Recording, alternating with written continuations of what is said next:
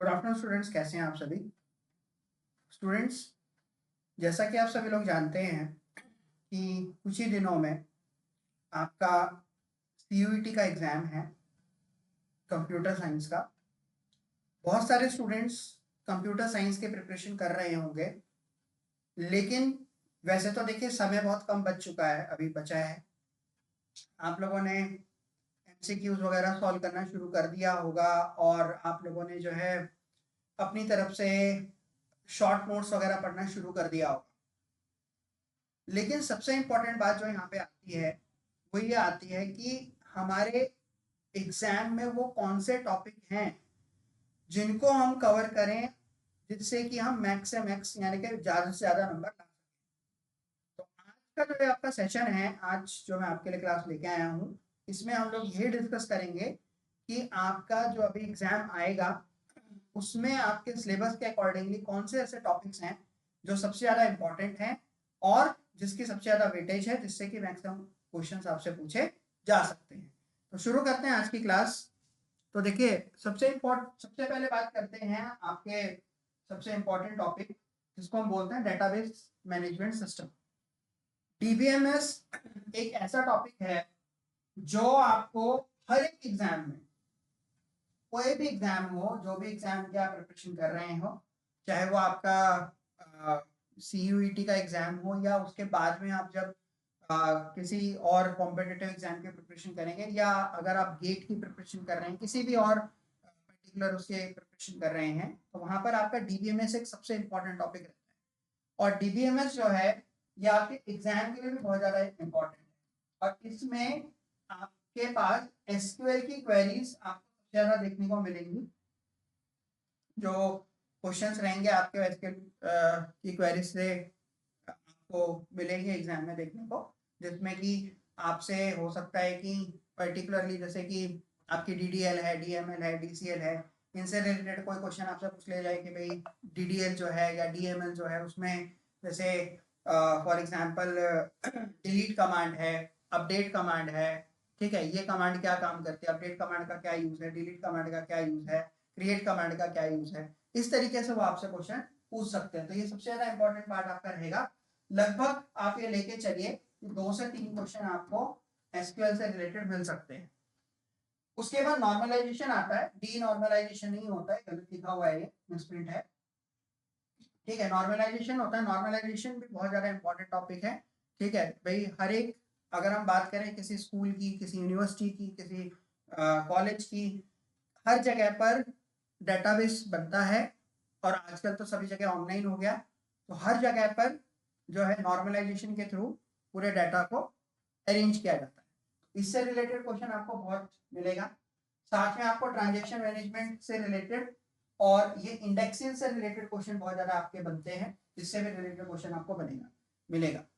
Paper का जो pattern है वो मीडियम मतलब के मॉडरेट टू हाई लेवल आपका रहेगा, ठीक है, मतलब के क्वेश्चन आपके फैक्चुअल रहेंगे और क्वेश्चंस के अंदर आपको सिचुएशन बेस्ड भी क्वेश्चन दे सकते हैं वो, ठीक है, कोई सिचुएशन दे देंगे नेटवर्किंग के अंदर है, किसी जैसे डेटाबेस के अंदर कोई सिचुएशन दे देंगे और आपसे पूछा जाएगा इसके अंदर कौन सी की यूज होगी, या पर्टिकुलरली जैसे आपका सुपर की है, प्राइमरी की है, कौन सी प्राइमरी की यूज होगी, सुपर की होगी, या इसको हम लोग पर्टिकुलरली क्या बोलते हैं, सुपर की बोलते हैं, प्राइमरी की बोलते हैं। इस टाइप से क्वेश्चन आपसे एग्जाम में क्वेश्चन पूछ सकते हैं, ठीक है। उसके बाद जो है अगला पार्ट आपका आता है, वो है आपका डिजिटल फंडामेंटल। डिजिटल फंडामेंटल बहुत ही ज़्यादा इंपॉर्टेंट पार्ट है और इसमें आपका पर्टिकुलरली जो नंबर सिस्टम वाला पार्ट है, ठीक है, binary to octal, octal to binary, इससे क्वेश्चन आपके ज़्यादातर बनते हैं। डाटा टाइप्स जो हैं इनसे आपके क्वेश्चंस ज़्यादातर बनाए जाते हैं एग्जाम में, ठीक है।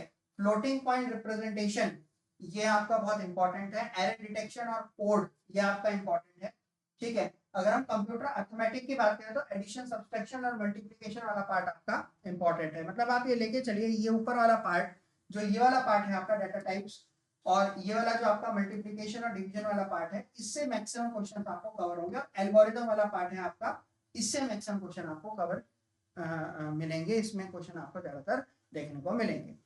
इसके साथ साथ डिजिटल कंप्यूटर्स में आपका लॉजिकल गेट्स बहुत ज्यादा इंपॉर्टेंट है, AND gate, NAND gate, NOR gate.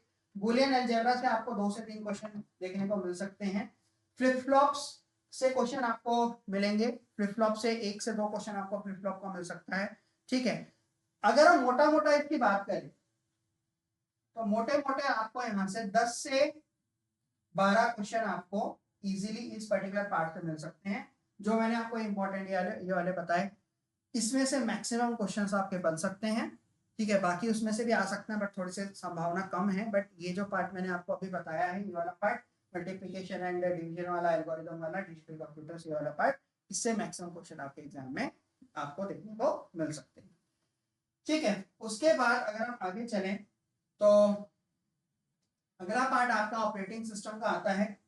Operating system में आपके डेडलॉक बहुत ज्यादा इंपॉर्टेंट है, इससे क्वेश्चन आपको जो है मिल सकता है एग्जाम में। ठीक है, सीपीयू शेड्यूलिंग से क्वेश्चन आपको मिलेगा। ठीक है, डेडलॉक और शेड्यूलिंग एल्गोरिदम्स जो हैं आपके, ये बहुत ज्यादा इंपॉर्टेंट टॉपिक है। इसमें जो जो अलग अलग शेड्यूलिंग एल्गोरिदम्स होते हैं, फिफो है, लिफो है, ठीक है, वो आपसे उससे रिलेटेड क्वेश्चन आपको मिलेंगे 100%। उससे रिलेटेड क्वेश्चन आपको कम से कम 3 से 4 क्वेश्चन आपको इस पर्टिकुलर टॉपिक से मिल सकते हैं। ठीक है, और इसमें आपका डॉस, यूनिक्स और विंडोज से रिलेटेड छोटे छोटे जो आपके कमांड्स हैं, ठीक है, विंडो की प्लस आर क्या करती है, इस टाइप से जो छोटी छोटी जो कमांड्स हैं, इस टाइप से क्वेश्चन भी आपको मिल सकते हैं। उसके बाद में ये बहुत ज्यादा इंपॉर्टेंट है, बैंकर्स एल्गोरिथम और डेडलॉक, इससे भी क्वेश्चन आपको मिलेंगे। ठीक है, इस पार्ट से भी लगभग लगभग आप लेके चलिए 10 से 12 क्वेश्चन आपको इस पर्टिकुलर पार्ट से भी देखने को मिल सकते हैं। ठीक है, देखिए यहाँ पर ये ऐसा मैं नहीं कह रहा हूं कि भाई मेन फंक्शंस में से क्वेश्चन नहीं आएंगे या थ्रेड्स में से नहीं आएंगे, पूछे आपके इसमें से भी जाएंगे। लेकिन ये जो पार्ट है आपका, डेडलॉक हो गया, सीपीयू शेड्यूलिंग हो गया, शेड्यूलिंग एल्गोरिथम्स वाला पार्ट हो गया, ये वाला पार्ट आपका वो पार्ट है जिससे मैक्सिमम क्वेश्चंस आपको कवर होंगे।